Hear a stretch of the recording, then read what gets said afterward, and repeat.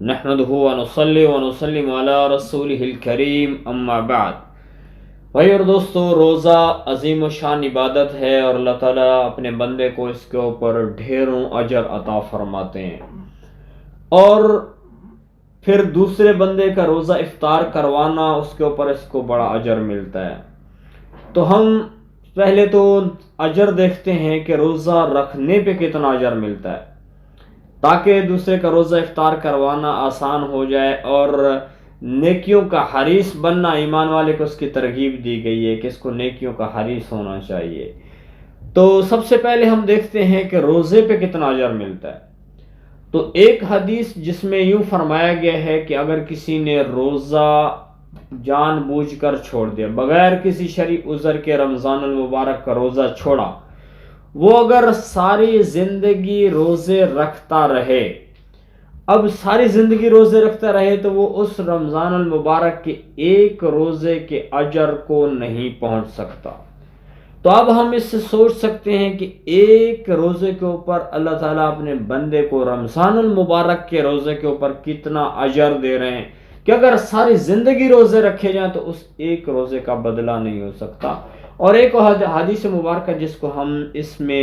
ذرا اس نظر سے دیکھتے ہیں کہ اللہ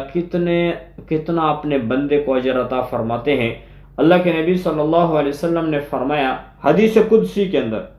حدیث قدسی سے متعلق فرمایا کہ الصوم لی وانا اجزا بہ۔ ایک روایت میں اس کے الفاظ اس طرح ہیں الصوم لی وانا اجزی بہ، کہ روزہ میرے لیے ہے، میں اس کا اجر دوں گا۔ اور ایک روایت کے مطابق الصوم لی وانا اجزا بہ، کہ روزہ میرے لیے ہے اور اس کا بدلہ میں خود ہوں۔ اب اللہ تعالیٰ یعنی روزہ رکھنے کے اوپر اللہ کی ذات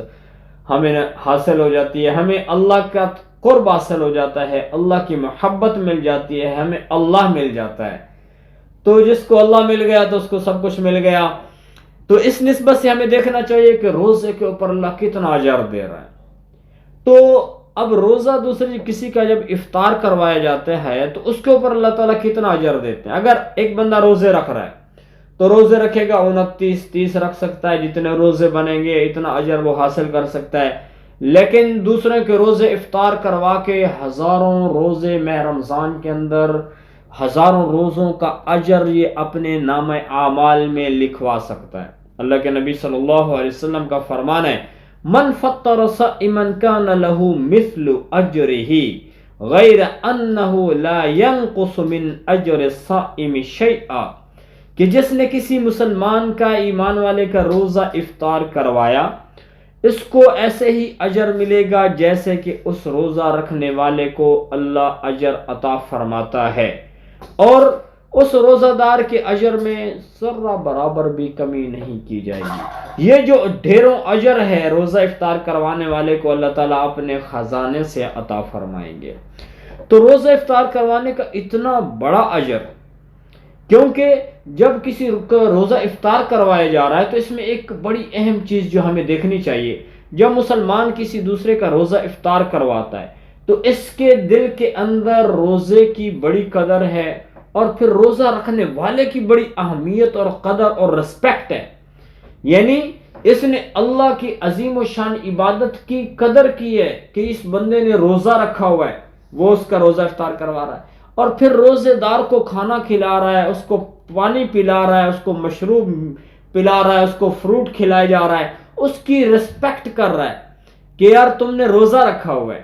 تو جس کی اب یعنی روزہ رکھنے والے کی عزت، پھر اللہ کی عظیم و شان عبادت روزے کی رسپیکٹ کے اوپر اللہ جل شان کی ذات اس کو اتنا بڑا اجر دیتے ہیں کہ جتنا روزہ رکھنے والے کو ملا تھا۔ تو میرے بھائی اور دوستو، روزہ افطار کروانے کا بڑا اجر ہے۔ ایک اور حدیث مبارکہ کو ہم دیکھ لیتے ہیں۔ اللہ کے نبی صلی اللہ علیہ وسلم نے فرمایا من فطر صائما كان له مغفرة لذنوبه وعتق رقبته من النار۔ اتنی بڑی فضیلت ہے۔ جس آدمی نے دوسرے کا روزہ افطار کروایا، اب اس نے مغفرت کا سرٹیفکیٹ اللہ سے حاصل کر لیا، اور اپنی گردن کو یعنی اپنے آپ کو جہنم سے اس نے آزاد اللہ کی ذات سے کروا لیا۔ تو اللہ جل شانہ کی ذات نے اتنا بڑا اجر دیا ہے۔ اس نے روزہ افطار کروایا تو اس کو اللہ تعالیٰ نے جہنم سے آزادی کا پروانہ عطا فرما دیا۔ اور یہ جو روزہ افطار کروانا ہے، اب اس کے لیے ضروری نہیں ہے کہ کسی فقیر مسکین آدمی کا روزہ افطار کروایا جائے گا تو اس کو اجر ملے گا، نہیں، بلکہ یہ روزہ رکھنے والے، چاہے وہ بہت بڑے مالدار ہیں، وہ اس کے عزیز و اقارب ہیں، رشتہ دار ہیں، اس کے پڑوسی ہیں، اس کے دوست ہیں، اس کے جاننے والے ہیں، اس کے جاننے والے نہیں ہیں، جب اس نے بنیادی طور پہ ان لوگوں کو دیکھا ہے کہ جنہوں نے روزہ رکھا ہوا ہے، یعنی انہوں نے اللہ کی عظیم عبادت کی قدر کر رکھی ہے، تو یہ ان کی ریسپیکٹ کر رہا ہے۔ تو جس کسی کو بھی روزہ افطار کروانے، اس نے کھانا بنایا اور اپنے رشتہ دار جو روزے دار تھے ان کو بٹھا کے ان کو کھلا دیا، تو اس کے اوپر بھی اس کو اس کا اجر جو ہے مکمل ملے گا، اور اللہ جل شانہ کی ذات اس کے اس اجر، دوسروں کے اجر میں سے کچھ بھی کمی نہیں کریں گے۔ اور دوسری چیز، وَكَانَ لَهُ مِثْلُ أَجْرِهِ مِنْ غَيْرِ أَنْ يُنْتَقَصَ مِنْ أَجْرِهِ شَيْءٍ، یعنی اس کو وہی اجر ملا جتنا دوسرے روزہ داروں کا اجر ہے۔ تو میرے بھائی اور دوستو، اللہ جل شانہ کی ذات کی عظیم عبادت کی ہمیں قدر کرنی چاہیے، اور روزہ رکھنے کے ساتھ ساتھ دوسرے لوگوں کو افطار بھی کروانا چاہیے۔ خود یہ 30 دن کے روزے رکھ لے گا، 29 دن کے روزے رکھ کے اجر حاصل کر لے گا، اور جب کسی نے دوسرے لوگوں کے روزے افطار کروائے تو ہزاروں روزے کا، میں رمضان کے اندر ہزاروں روزے رکھنے کا اجر اپنے نامہ اعمال میں یہ بندہ لکھوا سکتا ہے۔ تو صحابہ کرام رضوان اللہ علیہم اجمعین نے عرض کیا، رسول اللہ، غریب بندے کے بس میں ہی نہیں ہے۔ قلنا یا رسول اللہ، ہم نے کہا یا رسول اللہ، لیس کلنا یجد، کہ ہر بندے کے بس میں نہیں ہے کہ اس کے پاس اتنی چیزیں ہوں کہ وہ بہت سارے لوگوں کا روزہ افطار کروا سکے، کسی کا روزہ افطار کروا سکے۔ تو میرے نبی صلی اللہ علیہ وسلم نے فرمایا کہ یعطی اللہ ھذا الثواب من فطر صائما علی مضغۃ لبن، کہ ضروری نہیں ہے کہ اس کے لیے بہت بڑے کھانے بنائے جائیں۔ اللہ کے نبی صلی اللہ علیہ وسلم فرماتے ہیں اس کو اللہ تعالیٰ اس کا اجر اس بات پہ بھی عطا فرما دیتے ہیں کہ اگر اس نے ایک لسی کے گھونٹ سے دوسرے کا روزہ افطار کروا دیا تو اس نے وہ اجر حاصل کر لیا۔ اور وہ او شربۃ من ماء، یا اس نے کسی کو پانی پلا دیا، ایک گھونٹ پانی پلا کر روزہ افطار کروا دیا تو اس کو بھی اس کا اجر، پورا روزے رکھنے کا اجر مل گیا۔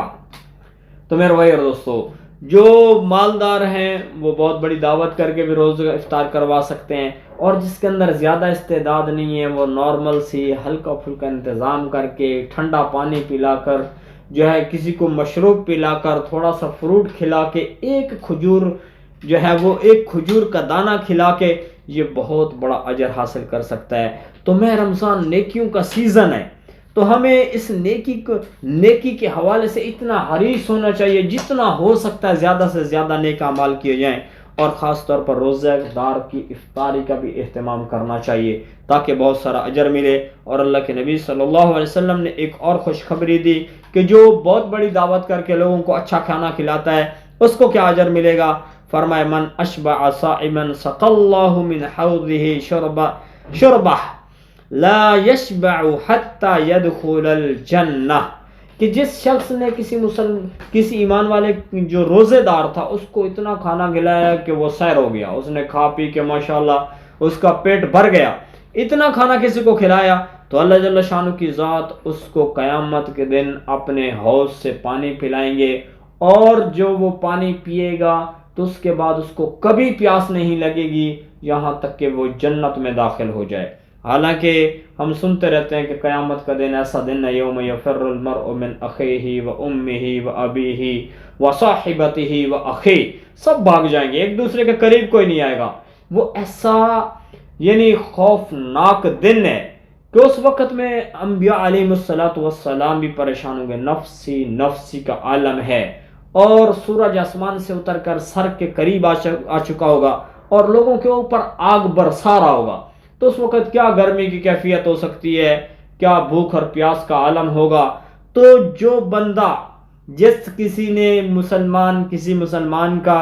روزہ افطار کروایا، اس کو اللہ تعالیٰ قیامت کے دن جنت میں جانے سے پہلے میدان محشر میں اس کو ایسا پانی پلا دیں گے کہ ہمیشہ ہمیشہ کے لیے اس کی بھوک اور پیاس کا انتظام ہو جائے گا، اس کو کبھی پیاس نہیں لگے گی۔ تو میرے بھائی اور دوستو، اتنا بڑا اجر ہے، اور فرمایا کہ جو روزہ رکھنے والے لوگ ہیں ان کے لیے بڑا اجر ہے۔ جو دنیا کے اندر روزہ رکھیں گے، قیامت کے دن جب لوگ آئیں گے تو وہاں پہ کوئی سایہ نہیں ہے، کوئی چھاؤں کا انتظام نہیں، میدان محشر ایک چٹیل میدان، اور سورج کی گرمی اور آگ برس رہی ہوگی۔ تو اس وقت میں کہیں بھی جہاں بھی انسان نظر دوڑائے گا، ہر طرف گرمی گرمی ہوگی، اور صرف سایہ کس کا ہوگا؟ اللہ کے عرش کا۔ تو جس نے روزہ رکھا، اللہ جل شانہ کی ذات اس کو اپنے عرش کے سائے کے نیچے جگہ عطا فرمائیں گے۔ تو روزہ رکھنا بھی چاہیے، اور دوسرے لوگ جو روزہ رکھے ہوئے ہیں، جنہوں نے روزہ رکھا ہے، ان کی رسپیکٹ کی جائے، ان کے عزت کی جائے، ان کے روزہ کا افطار کروانے کی ترتیب بنائی جائے۔ اور ہم اس چیز کو دیکھتے ہیں کہ شریعت نے کیسا روزے دار کی رسپیکٹ کرنے کا حکم دیا ہے، کہ اگر مثال کے طور پر کوئی بندہ بیمار ہے اور شرعی عذر کی وجہ سے وہ روزہ نہیں رکھ سکا، تو اب اس کے لیے یہ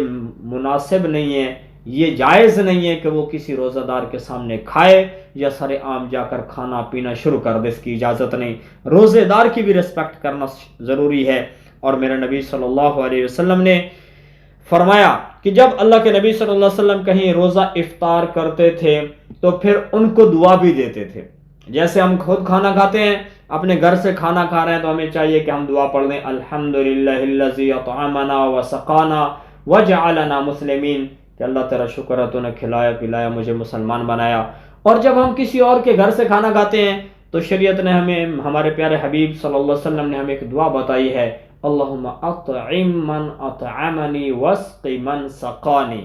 یعنی جب ہم کہیں دعوت پہ جاتے ہیں اور ان کا کھانا کھا لیا تو اس کے اوپر ہمیں یہ دعا پڑھنی چاہیے کہ اے اللہ، اس نے مجھے کھلایا تو اس کو کھلا، اے اللہ اس کو جنت کے کھانے کھلا، اس نے مجھے پلایا تو اس کو پلا۔